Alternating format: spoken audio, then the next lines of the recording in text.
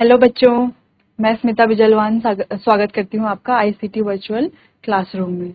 ठीक है, आज हम पढ़ने जा रहे हैं क्लास 12 का केमिस्ट्री का चैप्टर हेलो एल्केन्स और हेलो एरीन्स।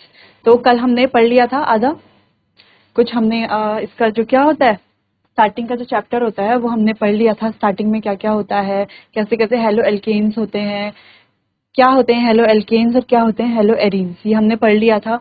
ठीक है, और क्या हमने थोड़ा बहुत देख लिया था कि इसके टाइप्स क्या क्या होते हैं। कल हमने क्या पढ़ा था कि इसका आईयूपीएसी नेमिंग कैसे होते हैं, विनाइलिक हैलाइड्स क्या होते हैं, ठीक है, एलाइल हैलाइड्स क्या होते हैं, बेंजाइल हैलाइड्स क्या होते हैं, एराइल हैलाइड्स क्या होते हैं, आईयूपीएसी नेमिंग कैसे कैसे होती है, ये हमने पढ़ लिया था। उसके बाद हेलो एल्कीन्स हमने पढ़ लिए थे, हेलो एरीन्स हमने पढ़ लिए थे। ठीक है, नेचर ऑफ सीएक्स बॉन्ड, कल हमने एक जनरल आइडिया लिया था सीएक्स बॉन्ड जो होता है उसका नेचर क्या होता है, कैसा होता है। हल्का हल्का मैंने हर एक पॉइंट को क्या कर लिया था, हल्का हल्का आपको डिफाइन करके बता दिया था। ठीक है, आज हम इसको डिटेल में पढ़ेंगे, क्योंकि अगर हमें सीएक्स बॉन्ड का नेचर पता होगा तो क्या होगा, हमारे लिए आसानी होगी आगे क्या जो भी हम मेथड ऑफ प्रिपरेशन है उनको करने के लिए क्या होगा, हमें ईजी होगा।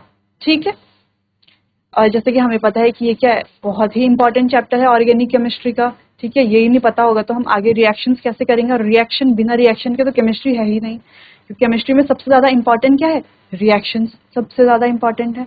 तो आगे हम जब मेथड ऑफ प्रिपरेशंस पढ़ेंगे तो उसमें क्या होगा, बहुत सारी रिएक्शंस आएंगी, अलग अलग रिएक्शंस आएंगी।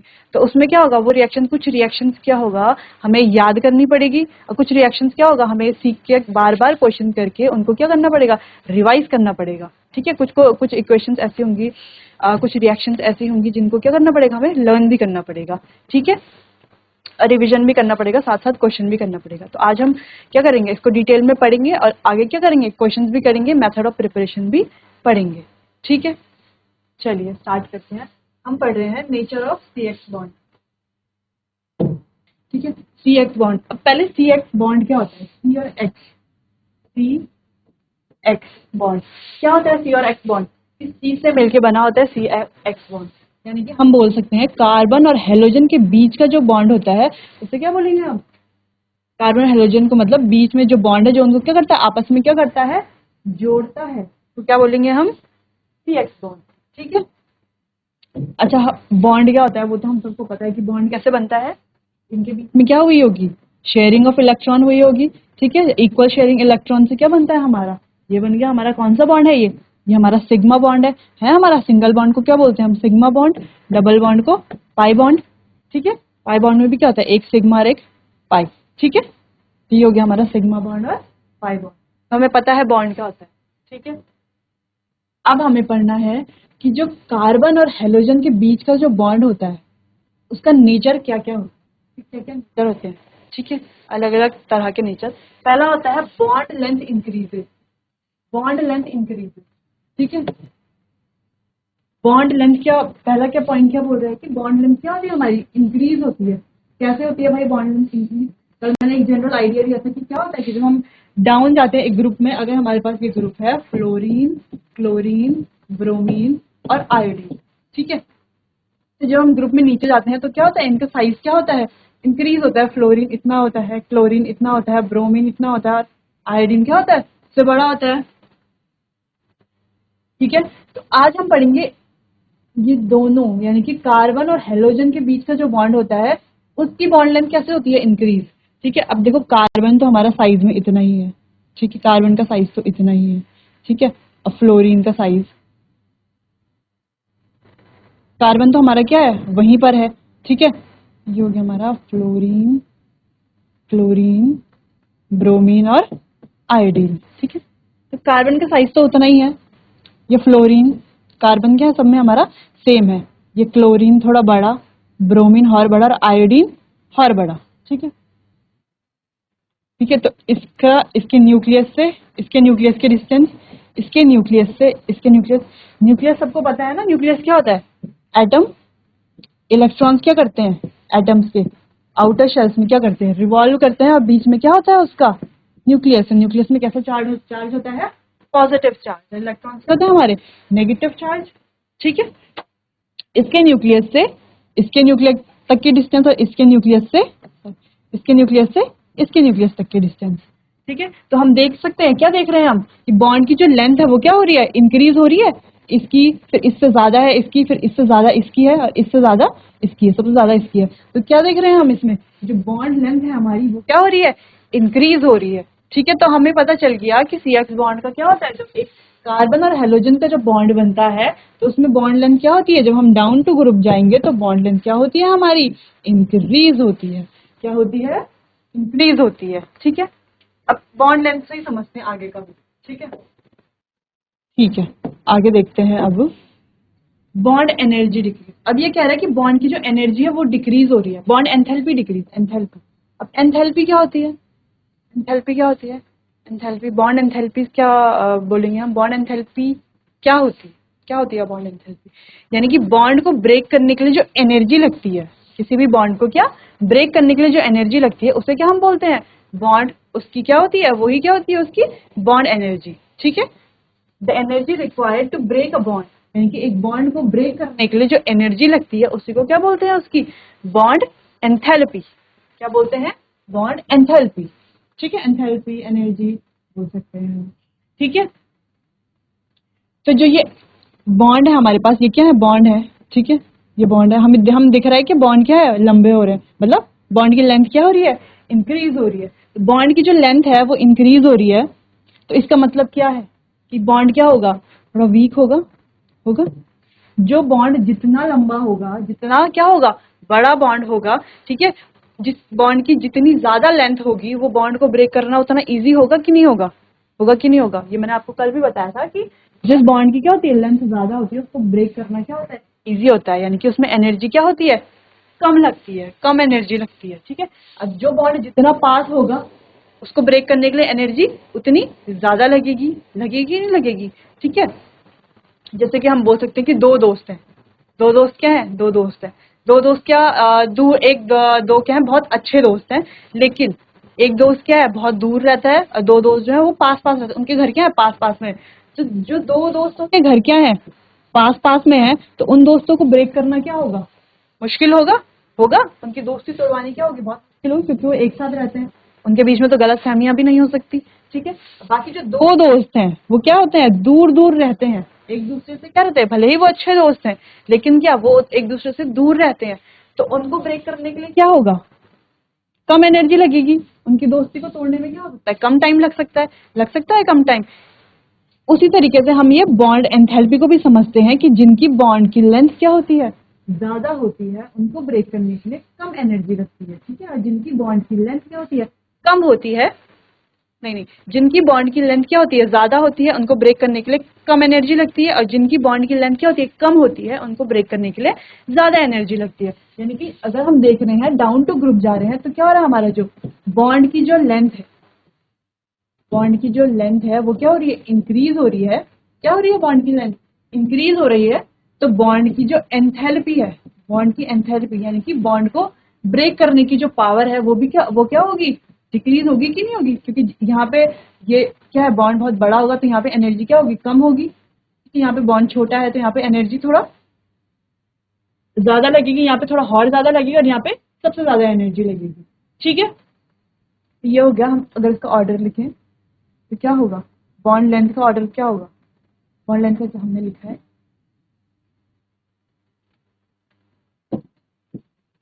ये हो गया हमारा बॉन्ड लेंथ का ऑर्डर, यानी कि इसकी बॉन्ड लेंथ सबसे ज्यादा होगी। अब बॉन्ड एनर्जी का ऑर्डर क्या होगा, ये होगा बॉन्ड एनर्जी का ऑर्डर। ठीक है, यानी कि बॉन्ड एनर्जी सबसे ज्यादा इसकी होगी। ठीक है, ठीक है, यहां तक हमको बॉन्ड लेंथ और बॉन्ड एंथैल्पी तो हमने समझ ली। ठीक है, ये हमने यहाँ, ठीक है, इतना तो हमने समझ लिया। अब स्टेबिलिटी, अब स्टेबिलिटी को हम कैसे समझेंगे, ठीक है, कैसे समझेंगे हम स्टेबिलिटी को,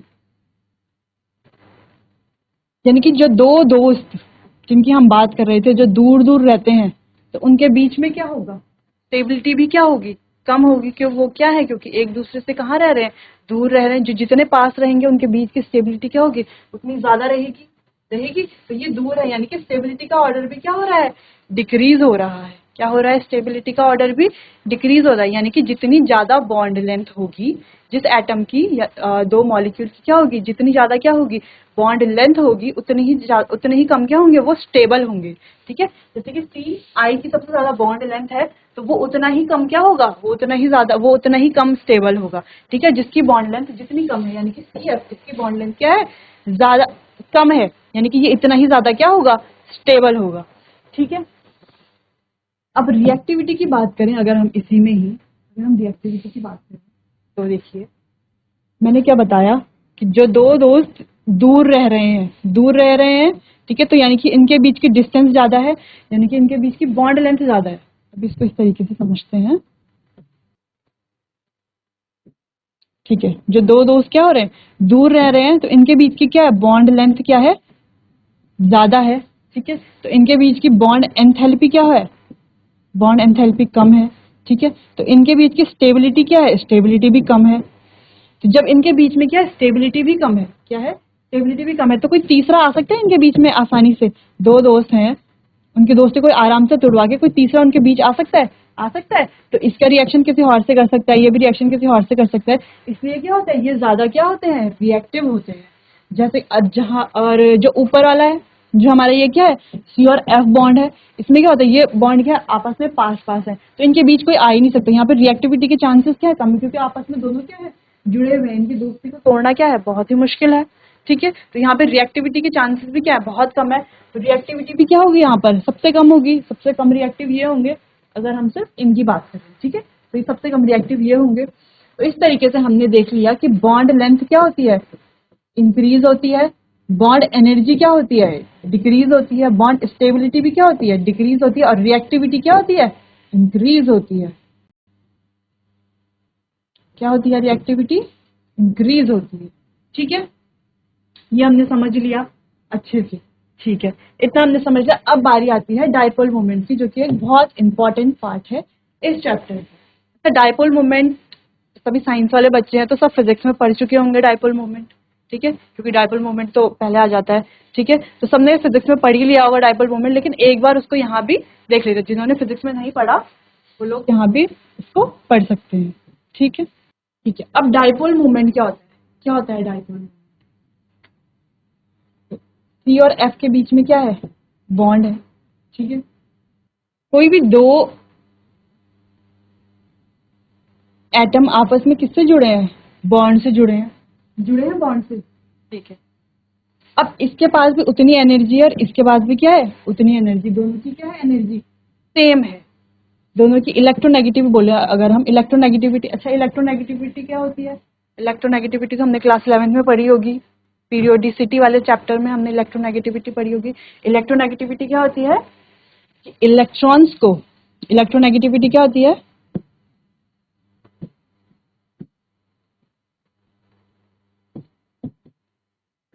क्या होती है इलेक्ट्रोनेगेटिविटी, इलेक्ट्रॉन को अट्रैक्ट करने की पावर है ना, क्या होती है, power to attract electron. Power बोलें या हम टेंडेंसी बोलें, ठीक है, टेंडेंसी या पावर टू अट्रैक्ट इलेक्ट्रॉन्स। ठीक है, इलेक्ट्रॉन्स को क्या अट्रैक्ट करने की जो पावर होती है उसको हम क्या बोलते हैं, या ये tendency to attract electron, electron को अट्रैक्ट करने की टेंडेंसी को ही हम क्या बोलते हैं, इलेक्ट्रोनेगेटिविटी। ठीक है, तो अब अगर हम यहाँ देखें तो दो सेम सेम हमने लिए हैं, तो दोनों की इलेक्ट्रोनेगेटिविटी भी क्या होगी, सेम होगी, तो इलेक्ट्रॉन कोई खींच पाएगा अपने पास। अच्छा, हमें ये तो पता है ना, ये जो बॉन्ड है ये कैसे बने हैं, यहाँ पर क्या है, ये सी है और ये सी है। ठीक है, इनके बीच में बॉन्ड फॉर्म कैसे हुआ, जब इस सी ने अपना एक इलेक्ट्रॉन, इस सी ने अपना एक इलेक्ट्रॉन यहाँ पर दिया, इनके बीच में क्या हो गया, बॉन्ड फॉर्म हो गया। एक्चुअली ये बॉन्ड क्या है, दो इलेक्ट्रॉन से मिलकर बना है। ठीक है, तो ये बॉन्ड क्या है, दो इलेक्ट्रॉन से मिलकर बना है, ये तो हमको पता है। ठीक है, लेकिन अब हम बोल रहे हैं कि इसकी इलेक्ट्रोनेगेटिविटी और इसकी इलेक्ट्रोनेगेटिविटी क्या है, सेम है। ठीक है, ये तो हमें पता है, दिख रहा है इलेक्ट्रोनेगेटिविटी सेम है। इलेक्ट्रोनेगेटिविटी डिफरेंट कब होती है, जब यहाँ पे सी होता है, यहाँ पे कुछ और होता है, यहाँ पे अगर Cl होता, Br होता, F होता, या कुछ भी और दूसरा क्या होता है, एलिमेंट होता, तो क्या होता, उसकी इलेक्ट्रोनेगेटिविटी क्या होती, डिफरेंट होती। अब हम इसको ऐसे समझ सकते हैं कि दो दोस्त हैं, ठीक है, और उनके पास क्या है, एक लंच बॉक्स है। ठीक है, अब भूख दोनों को बराबर लगी है, दोनों में स्ट्रेंथ भी बराबर है। ठीक है, दोनों को भूख भी बराबर लगी है, दोनों में स्ट्रेंथ भी बराबर है। तो जब वो उस बॉक्स को खींचेंगे तो किसके पास जाएगा बॉक्स, किसी के पास नहीं जाएगा, वो क्या होगा, इधर उधर घूमेगा और बॉक्स क्या होगा, बीच में ही रहेगा। वैसे इसके इलेक्ट्रॉन क्या होते हैं, इसके इलेक्ट्रॉन भी यहीं पर ही रहेंगे। ठीक है, रहेंगे इसके इलेक्ट्रॉन भी यहीं पर, क्या होंगे, इसके इलेक्ट्रॉन यहीं पर रहेंगे। ठीक है, लेकिन अगर हम क्या करें, सी और एक ऐसा एलिमेंट ले जो इससे ज्यादा इलेक्ट्रोनेगेटिव है, जैसे एक्स, एक्स में हमारे क्या आते हैं, हमें पता है हेलोजन हमारे क्लोरीन, ब्रोमीन, फ्लोरीन, आयोडीन, ये सारे। ठीक है, तो अगर हम एक्स की जगह पर क्या रखें, हम रख रहे हैं यहाँ पर Cl। ठीक है, तो हमें पता है कि Cl क्या होता है, इलेक्ट्रोनेगेटिव ज्यादा होता है, किससे, कार्बन से ज्यादा इलेक्ट्रोनेगेटिव Cl होता है। ठीक है, तो जो इलेक्ट्रोनेगेटिव होते हैं ज्यादा, उनके पास क्या होती है, टेंडेंसी टू अट्रैक्ट इलेक्ट्रॉन। वो क्या कर सकते हैं, टेंडेंसी टू अट्रैक्ट इलेक्ट्रॉन, तो इलेक्ट्रॉन को क्या कर सकते हैं, अट्रैक्ट करने की पावर उनमें ज्यादा होती है।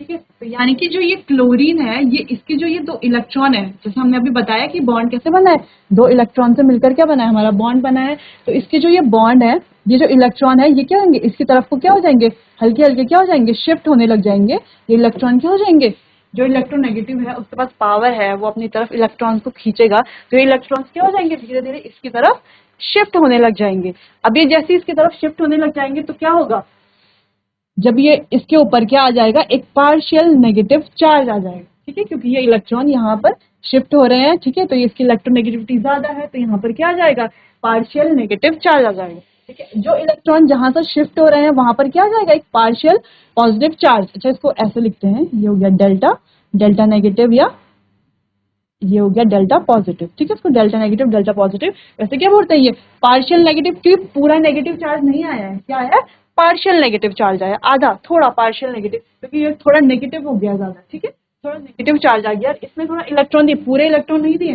पूरे इलेक्ट्रॉन देता तो कोई, जब कोई इलेक्ट्रॉन क्या करता है, देता है तो उसमें आता है पॉजिटिव चार्ज है, जो इलेक्ट्रॉन लेता है उसमें क्या आता है, नेगेटिव चार्ज आता है। लेकिन इसमें इलेक्ट्रॉन दे रहा है इसलिए पॉजिटिव है, लेकिन ये पूरे इलेक्ट्रॉन नहीं दे रहा है। ठीक है, क्या इलेक्ट्रॉन सिर्फ शिफ्ट हुए हैं, कहां पर, क्लोरीन की तरफ क्या हुए इलेक्ट्रॉन, बस शिफ्ट हुए हैं, तो इसलिए यहाँ पर क्या आएगा, एक पार्शियल पॉजिटिव चार्ज आएगा। ठीक है, तो इसी को क्या बोलते हैं हम, इसी को हम बोलते हैं पोलैरिटी। क्या बोलते हैं, पोलैरिटी। अब ये देखिए, इसको क्या बोलेंगे हम, ये हमारा डिस्टेंस है और ये हमारा क्या है, चार्ज है चार्ज, ये हमारा चार्ज है और ये हमारा क्या है, डिस्टेंस है। तो ये इसकी तरफ इलेक्ट्रॉन थोड़े खिंच गए, इलेक्ट्रॉन क्या हो गया, हमारे जो सी वाले, सी से जो इलेक्ट्रॉन थे, हमारे कार्बन के जो इलेक्ट्रॉन थे, वो क्लोरीन की तरफ शिफ्ट हो गए। तो यानी कि इसमें क्या आ गया, पार्शियल नेगेटिव चार्ज आ गया, और इसी को हम क्या बोलते हैं, पोलैरिटी। क्या बोलते हैं हम, ये क्या हो गया, पोलर हो गया ना ये, क्योंकि क्या हुआ, एक तरफ शिफ्ट हो गया तो पोलैरिटी आ गई बीच में। ठीक है, अब हम क्या देख रहे हैं, यहाँ पर क्या है, चार्ज भी है और डिस्टेंस भी है। तो चार्ज और डिस्टेंस के जो प्रोडक्ट होता है उसी को हम क्या बोलते हैं, हमारा डाइपोल मूवमेंट। ठीक है, डाइपोल मूवमेंट, जो product of charge and distance, ये हमारा हो गया डिस्टेंस। क्या बोलते हैं, ये जो डाइपोल मूवमेंट है, कि जो ये हमारा क्या है, हमारा डाइपोल मूवमेंट है, डीएम से हम इसको रिप्रेजेंट करेंगे। ये डाइपोल मूवमेंट है क्या, product of charge, product of distance and distance, ये हमारी डिस्टेंस और चार्ज, चार्ज यानी कि ये हमारा चार्ज है, ये स्लाइटली पार्शियल चार्जेस हैं जो हमारे, सिग्मा नेगेटिव और सिग्मा पॉजिटिव चार्ज। ठीक है, तो यही क्या होता है, हमारा डाइपोल मूवमेंट, इसी को क्या बोलते हैं, डाइपोल मूवमेंट। ठीक है, अब जैसे कि हमें पता है कि डाइपोल मूवमेंट क्या होना चाहिए था, क्या होना चाहिए था, डाइपोल मूवमेंट क्या होना चाहिए था, डाइपोल मूवमेंट भी क्या होना चाहिए था, कैसा होना चाहिए था,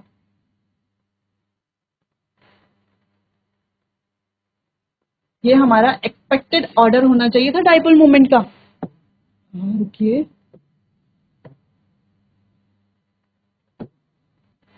ठीक है, जैसा यहाँ पर की लिखा है, फ्लोरीन से डाइपोल मूवमेंट ज्यादा होना चाहिए था, हमारा एक्सपेक्टेड ऑर्डर क्या होना चाहिए था, CF होना चाहिए था, फिर Cl होना चाहिए था।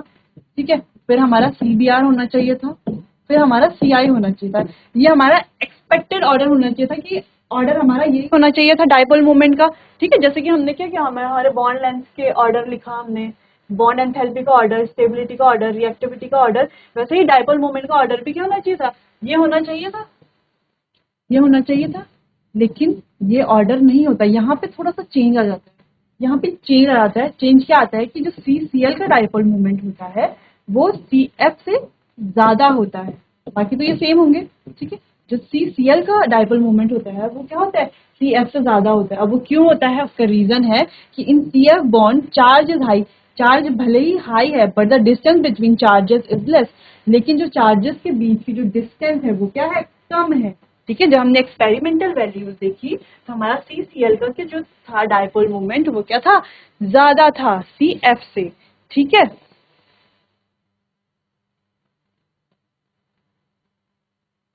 क्योंकि हम देख रहे हैं कि डिस्टेंस भले ही इंक्रीज हो रही है, क्या हो रही है, डिस्टेंस इंक्रीज हो रही है, तो डायपोल मोमेंट भी क्या होनी चाहिए थी, होनी चाहिए थी। डिस्टेंस भले ही क्या हो रही है हमारी, इंक्रीज हो रही है, लेकिन चार्ज क्या हो रहा है, चार्ज क्या हो रहा है, डिक्रीज हो रहा है। लेकिन लेकिन पीएफ में क्या हो रहा है, चार्ज हाई है, लेकिन distance between charges is less, चार्जों की जो बीच की डिस्टेंस है वो कम है यहाँ पर, इसलिए यहाँ पर एक एक्सेप्शन आ जाता है, एक्सेप्शन, ठीक है,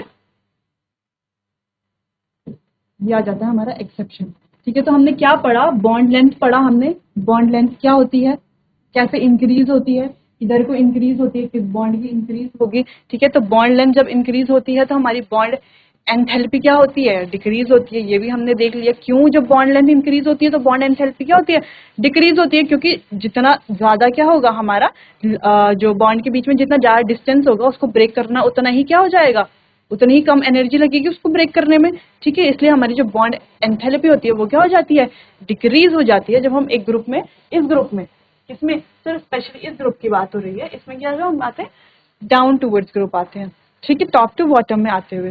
फिर स्टेबिलिटी क्या होती है, स्टेबिलिटी भी क्या होती है, डिक्रीज होती है, उसका भी रीजन हमने बता दिया। और रिएक्टिविटी क्या होती है हमारी, इंक्रीज होती है, क्या होती है, डाउन टू ग्रुप आने में, क्योंकि जब डिस्टेंस बढ़ेगा, ठीक है, डिस्टेंस बढ़ेगा तो वो क्या होंगे, कम स्टेबल होंगे, स्टेबिलिटी भी क्या होगी उनकी, डिक्रीज होगी। जब स्टेबिलिटी डिक्रीज होगी तो क्या होंगे, वो ज्यादा रिएक्ट, दूसरे जो एलिमेंट्स होंगे, दूसरे मॉलिक्यूल्स के साथ क्या करेंगे, रिएक्ट कर सकते हैं, तो उनकी रिएक्टिविटी क्या बढ़ जाएगी, क्योंकि उनके बॉन्ड को ब्रेक करना ईजी हो जाएगा। अच्छा, रिएक्टिविटी क्यों बढ़ेगी, क्योंकि अगर कोई बॉन्ड है, C और I का बॉन्ड है, तो ये क्या है, बड़ा बॉन्ड है, ठीक है, तो डिस्टेंस क्या है, ज्यादा है। जब डिस्टेंस ज्यादा है तो इसको ब्रेक इजीली किया जा सकता है, जब ये इजीली ब्रेक हो सकता है तो इसकी स्टेबिलिटी भी क्या होगी, कम होगी। जब इसकी स्टेबिलिटी कम होगी तो इसकी रिएक्टिविटी भी ज्यादा होगी, यानी कि ज्यादा क्या कर सकता है, रिएक्ट कर सकता है, ठीक है।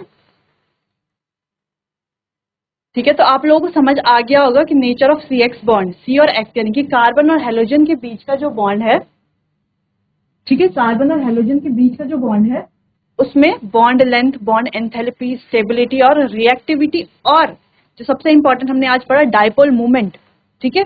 डायपोल मोमेंट कैसे होगा, क्या होता है, इंक्रीज होता है, डिक्रीज होता है, क्यों होता है, सारे रीजन हमने पढ़ लिए हैं, तो आप उसको एक बार अच्छे से रिवाइज कर लेना। चलो हम आगे अब अपना नेक्स्ट टॉपिक पढ़ते हैं।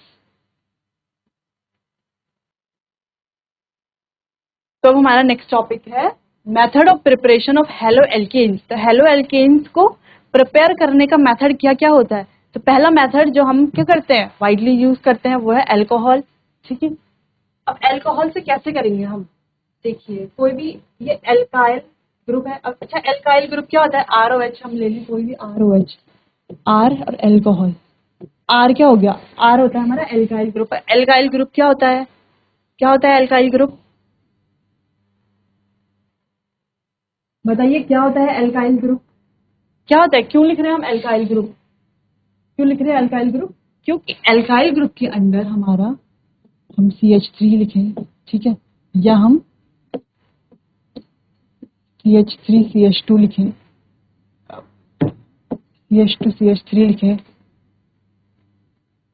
ठीक है, या कोई भी हम क्या लिखे, कोई भी मिथाइल, इथाइल, प्रोपाइल, ब्यूटाइल, कुछ भी हम लिख सकते हैं, ठीक है, कोई सा भी हम एल्काइल हम यूज कर सकते हैं इसमें, जिसमें क्या हो, इथाइल, मिथाइल, प्रोपाइल, ब्यूटाइल, कोई भी हम यूज कर सकते हैं। इसलिए हम क्या करते हैं, सिंपली इसको R से डिनोट करते हैं, ठीक है, इसलिए हम क्या करते हैं, सिंपली इसको R से डिनोट करते हैं। इतना समझ में आया सबको, ठीक है, ठीक है। उसके बाद क्या है हमारा ROH, यानी कि R हमारा एल्काइल ग्रुप है, उसके साथ क्या है हमारा एल्कोहल। तो किसी भी एल्कोहल का HX, और X क्या हो सकता है हमारा, कुछ भी हो सकता है, Cl, Br, I, F, कुछ भी हो सकता है, ठीक है।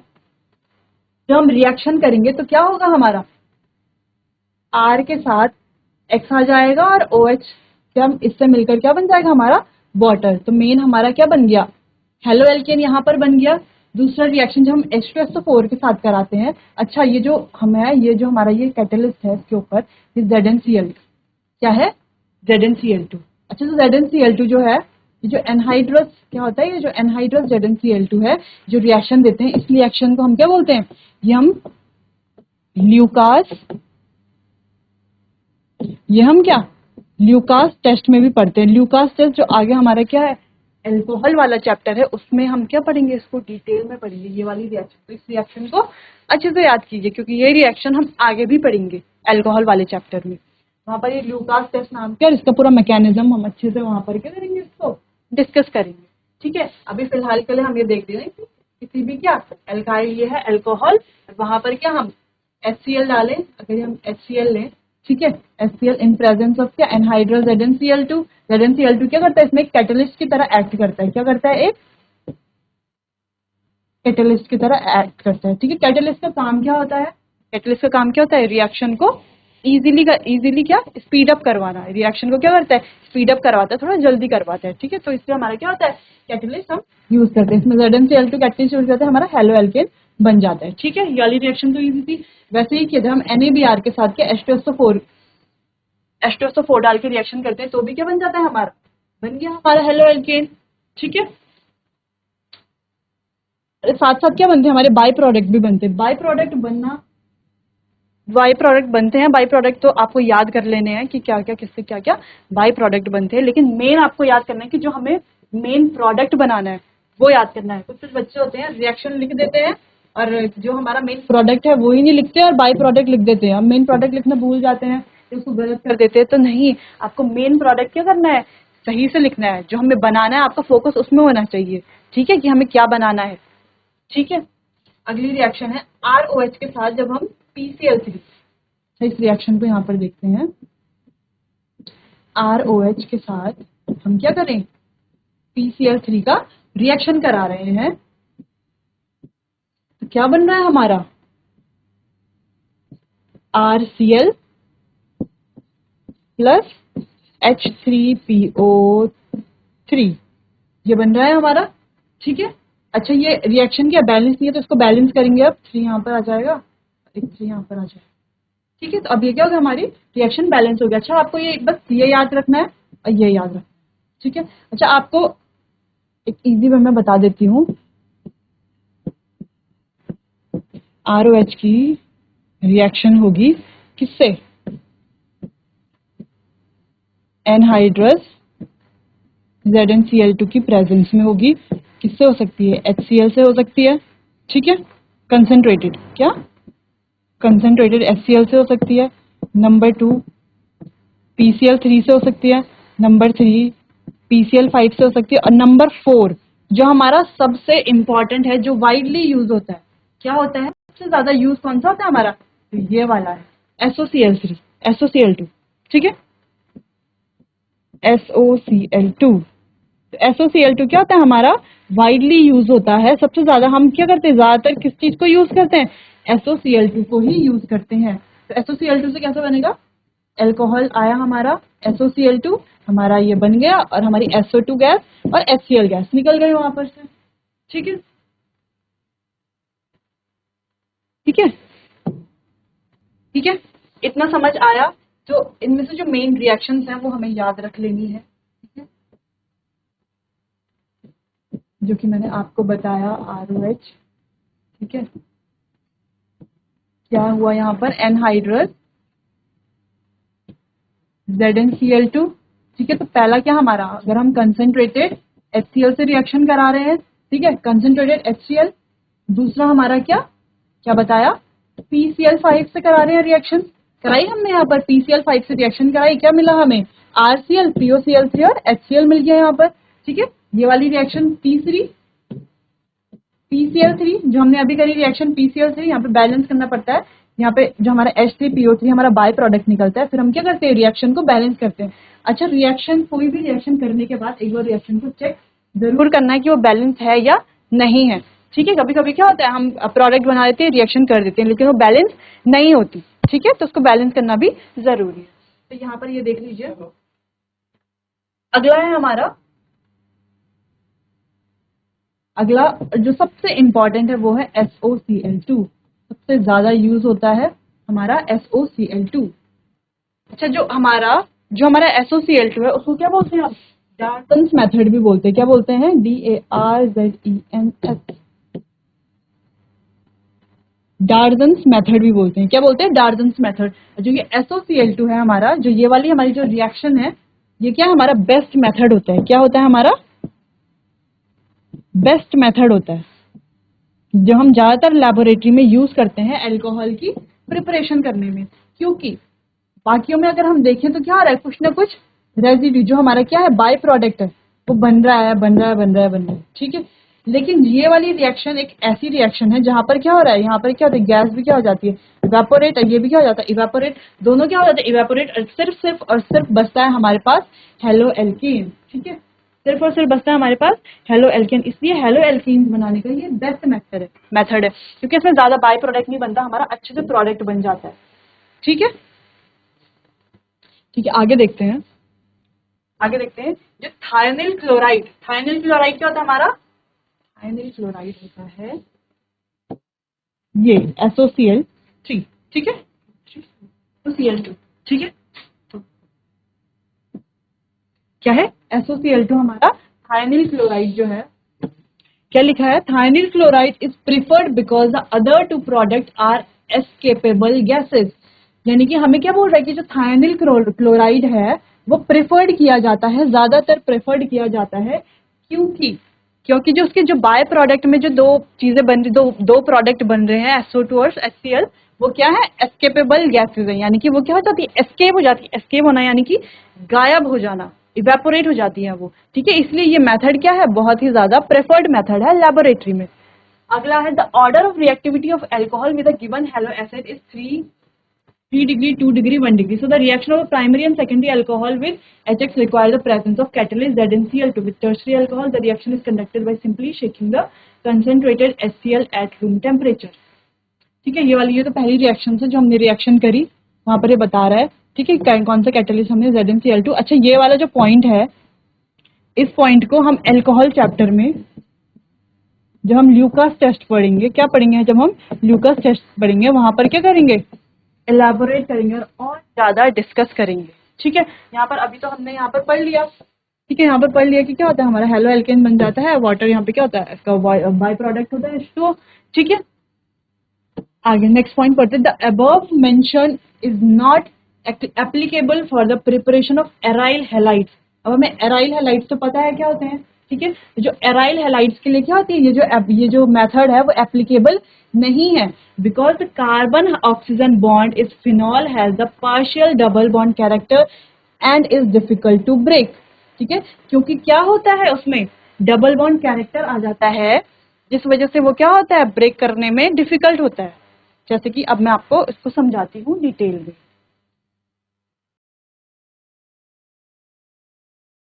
जैसे कि ये हमारे पास रिएक्शन है। ठीक है, यहाँ पे क्या है, OH की रिएक्शन हमने HX से करी। ठीक है, तो हमारे पास जो एक्सपेक्टेड प्रोडक्ट है, जो हमें लगता है कि प्रोडक्ट बनना चाहिए, ये हमारा एक एराइल हैलाइड है कि नहीं है। ठीक है, तो क्या बनना चाहिए, हमारा प्रोडक्ट क्या बनना चाहिए था, यहाँ पे क्या आना चाहिए था, X आना चाहिए था।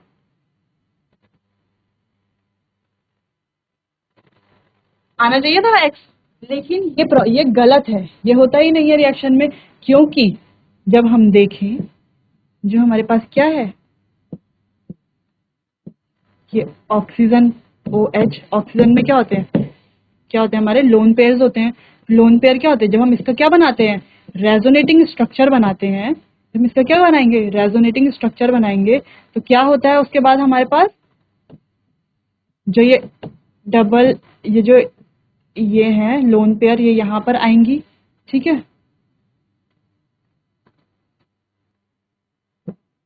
देखिए क्या आएंगी,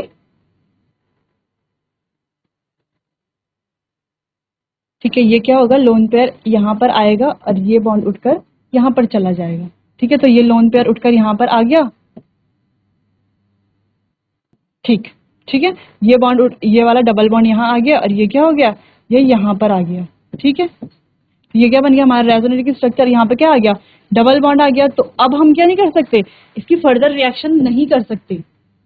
फर्दर रिएक्शन क्यों नहीं कर सकते, क्योंकि फिर क्या होगा, इस बॉन्ड को, ये डबल बॉन्ड इसको ब्रेक करने में क्या होगा, बहुत एनर्जी लगेगी, बहुत एनर्जी लगेगी, तो इसको ब्रेक करना क्या होगा, इजी नहीं है, इसलिए यहाँ पर क्या होती है, ये रिएक्शंस नहीं होती। इसलिए यहाँ कहा जाता है कि जो एराइल हैलाइड्स हैं, तो कोई से भी मेथड जो हमने अबव डिस्कस करे, जो भी हमने क्या करे डिस्कस करे, PCl3 के साथ, PCl5 के साथ, ये HX जो भी हमारे वो है ऊपर है, जो भी हमने पीछे डिस्कस करे, वो क्या होते, एप्लीकेबल नहीं होते, ठीक है।